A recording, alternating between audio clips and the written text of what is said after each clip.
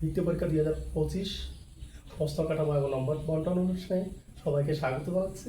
যে যেখান থেকে দেখছো সকলকে আমার পক্ষ থেকে অভিবাদন জানাচ্ছি।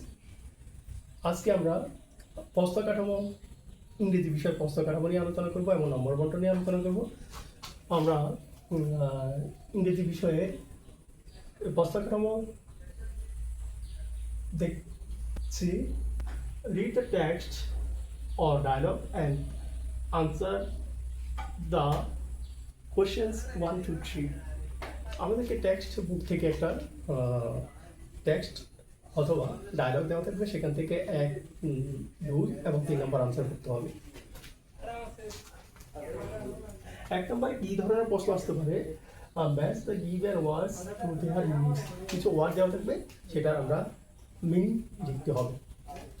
Number 2, make meaningful sentence with the given words. কিছু ওয়ার্ড দেওয়া থাকবে, সেটার আমরা মিনিংফুল ওয়ার্ড সেন্টেন্স লিখতে হবে। Number 3, answer the following questions in sentence. কিছু সেন্টেন্স কোশ্চেন দেওয়া থাকবে, 3 নম্বরে কিছু কোশ্চেন দেওয়া থাকবে, সেগুলো আনসার করতে হবে আমাদেরকে।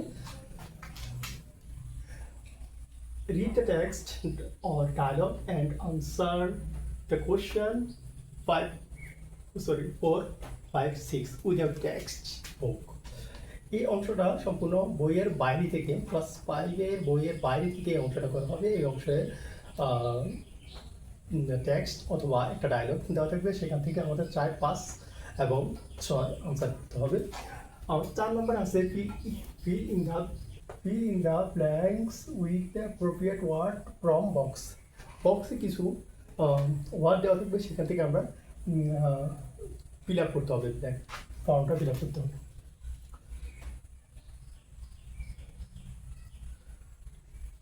Number 5, multiple choice questions. আমাদের এখানে 4টা উত্তর দেওয়া থাকবে, একটা প্রশ্ন 4টা উত্তর দেওয়া থাকবে, সেখান থেকে জুৎসই সঠিক আনসার বাছাই করে সেটা আনসার দিতে হবে।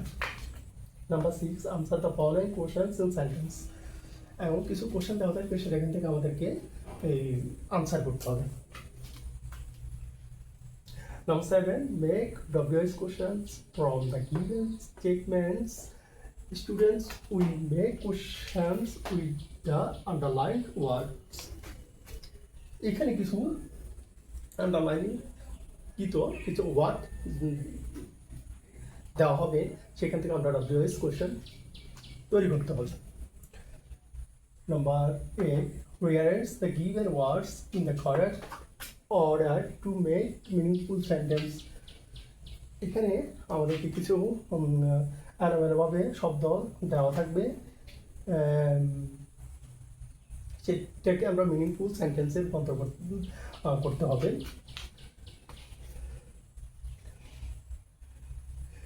Number 9, write the sentences using capitalization and punctuation marks. এখানে একটা কিছু সেন্টেন্স দেওয়া থাকবে, সেখানে আমরা ক্যাপিটাল লেটার এবং পাংচুয়েশন মার্কস ইউজ করতে হবে। Number 10, fill of the form, fill in the blanks. একটা ফর্ম দেওয়া থাকবে, সেখানে আমরা এটা ফিল করতে হবে ফর্মটা। আমরা evaluate completed sentences or text using the correct form of verbs.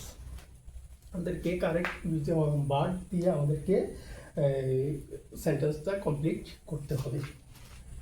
Number 12, write a simple personal letter. একটা সিম্পল পার্সোনাল লেটার দেওয়া থাকবে, সেটা আমাদেরকে আনসার করতে হবে। Number 13, write a short composition. সর্বশেষে একটা ছোট কম্পোজিশন থাকবে, সেই কম্পোজিশনটা আমাদেরকে লিখতে হবে। এই ছিল আমাদের ইংরেজি বিষয়ের প্রশ্নের কাঠামো। আজ এই পর্যন্ত। সবাই সুস্থ থাকো, ভালো থাকো, আল্লাহ হাফেজ। পরবর্তী কোনো সেশনে আমরা কোনো একটা টপিকস নিয়ে বিশদভাবে আলোচনা করব। সে পর্যন্ত সবাই ভালো থাকবে, সুস্থ থাকবে।